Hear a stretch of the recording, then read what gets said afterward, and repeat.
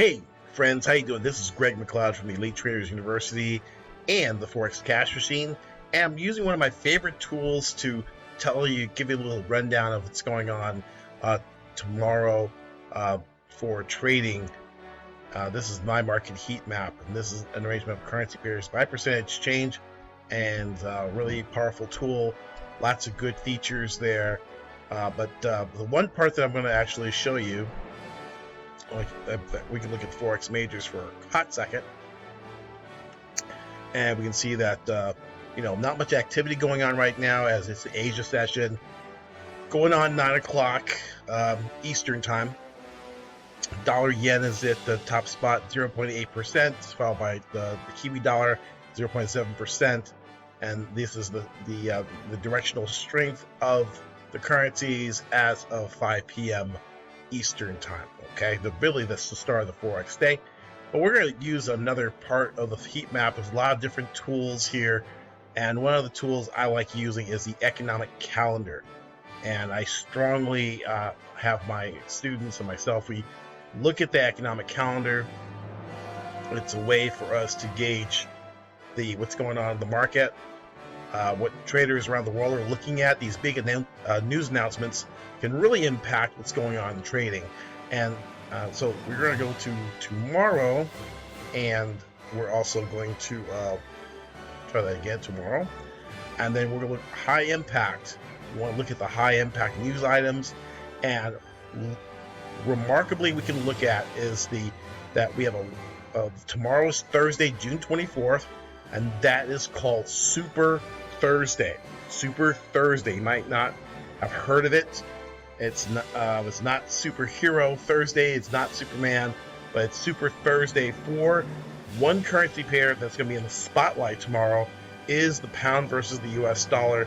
The pound is going to be very much highlighted, because the Bank of England is going to come out with several announcements about rate decision. There's going to be inflation data. There's going to be a vote for either a hike or an unchanged or a cut. There's going to be a monetary policy summary.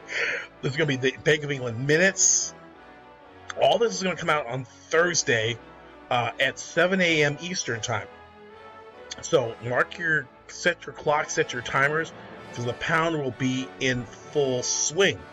We're going to have at 7 a.m. We're going to have the Bank of England Asset Purchase Facility. This is a facility that actually buys bonds. This is their quantitative easing, and forecasted to be at 895 billion pounds. This is where the Bank of England actually goes out and purchases securities to support the market. It's like quantitative easing, keeps rates low.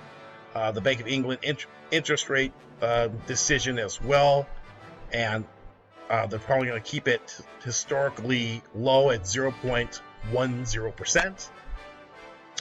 But you're also going to have the monetary policy summary, like how they came up with that decision. And interest rates are one of the big drivers of currency direction. So if they give some type of a forecast or indication that they might give a timetable when they will normalize rates, begin hiking rates again, based on economic indicators and different types of economic activity, especially after the pandemic. The pandemic has caused lots of this quantitative easing, keeping rates artificially low in order to stimulate and jumpstart the economy and keep it from going into shock after all the closures and lockdowns and things that the UK people and people around the world have endured. US is emerging from that. Australia, New Zealand, they're emerging from that. Countries from around the world are putting, as COVID is going into the rearview mirror, it's you're starting to see inflation. You're starting to see restaurants and maybe supply disruptions to restaurants and supermarkets, higher prices. You're starting to see this trickle down happen throughout the economy, and so maybe rates have to be kept low in order to foster a recovery. But the thing that we have to be careful about, if they keep rates too low, it could really have a high rate of inflation later on, that they don't pull out that liquidity sooner than later.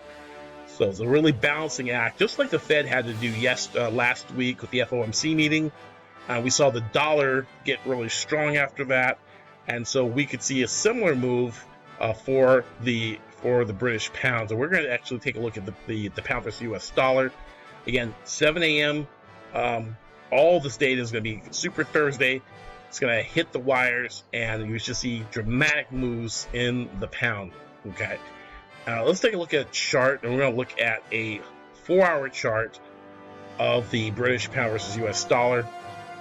And we can see that after the FOMC meeting, we saw a huge collapse, very strong move down in the British pound. We saw a move from the 1.4102 all the way down to lows down in the 1.3800 area, where we found lots of support there.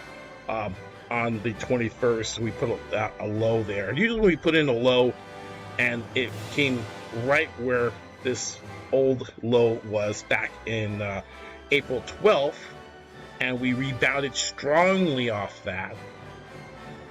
And this is, we're seeing some type of a retracement.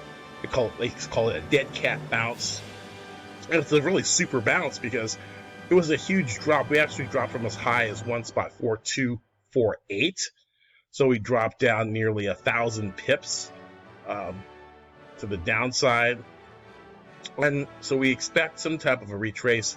And I've taken the Fibonacci from that swing high that we had, the swing high on May 31st, 2021 at 1.4260, and took that Fibonacci all the way down here to about the 1.3790.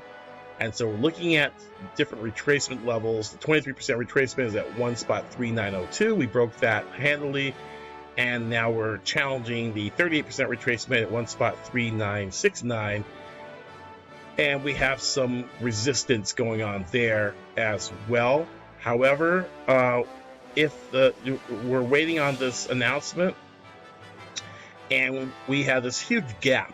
When you have a huge vertical candle like that, this one candle went from about 1.4098, or let's call it 1.4100. So 4100 down to 39.69. So it's like a 131 pip candle. And so this has not been filled. Usually large vertical candles are gaps, and gaps are usually filled. So the top of this gap candle would be here.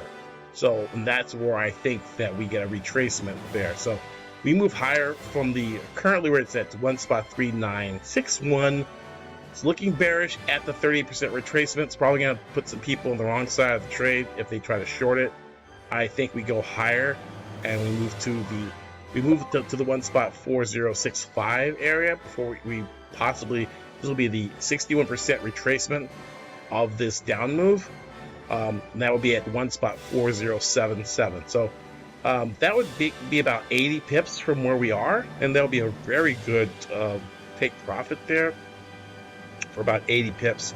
And then I would look, so this may continue up for the rest of the week, and then maybe starting next week we would see some type of a move lower where the dollar strength will come back, and we see the move that would take us down back below this 37.92 area. This is a similar move. If you look at Bitcoin, it has a very similar downswing as well. Basically a collapse because it's against the US dollar. US dollar has a tremendous amount of strength because the FOMC was thinking about moving up the timetable, thinking of moving up the timetable for raising, normalizing rates.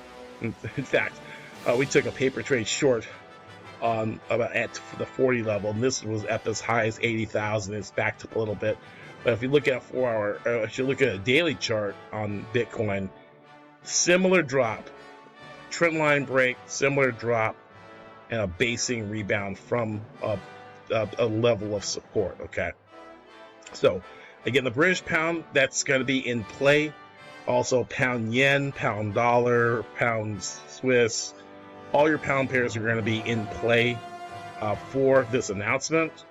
And we look at prices moving up and down. Pound, just try pound, GBP, CHF,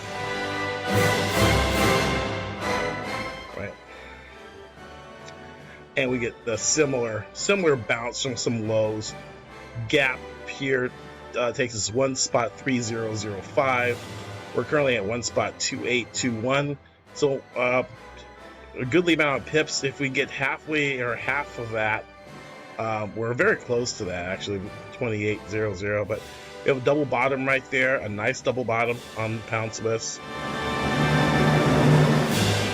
I like pound dollar better because it's, you know, the whole idea is you're playing off dollar weakness.